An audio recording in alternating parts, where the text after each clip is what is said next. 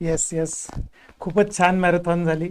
आपण आजच्या मॅरेथॉन मध्ये खूप खूप मोठा पार्ट कव्हर केला, म्हणजे अगदी conceptual part, BCAD, BCC, P N काय असतं, सीआरआ काय असतं, सगळं बघितलं.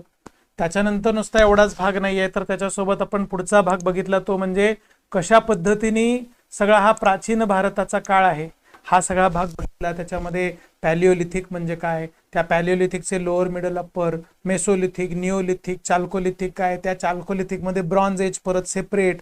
ओके, मग आयन एज काय, त्या आयन एजच्या साठी आधी खाली महापाषाण म्हणजे मेगालिथिक पिरियड, त्या मेगालिथिक पिरियडशी संबंधित करंट अफेअर.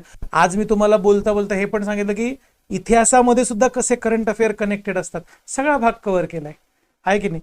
जो जो महत्वाचा कंपोनंट आहे, या सगळ्या कंपोनंट मधला जवळपास आपण 70-80% भाग जो आहे तो कव्हर केला, आणि जो कव्हर करायचा बाकी आहे तो सुद्धा काय कव्हर करायचं ते सुद्धा सांगून टाकले मॅरेथॉन मध्ये, आहे की नाही. आय होप तुमचा छान अभ्यास झाला असेल. असाच अभ्यास करत राहा, जीव तोडून अभ्यास करा, मस्त मेहनत करा, रिझल्ट आणा. जय हिंद, जय भारत.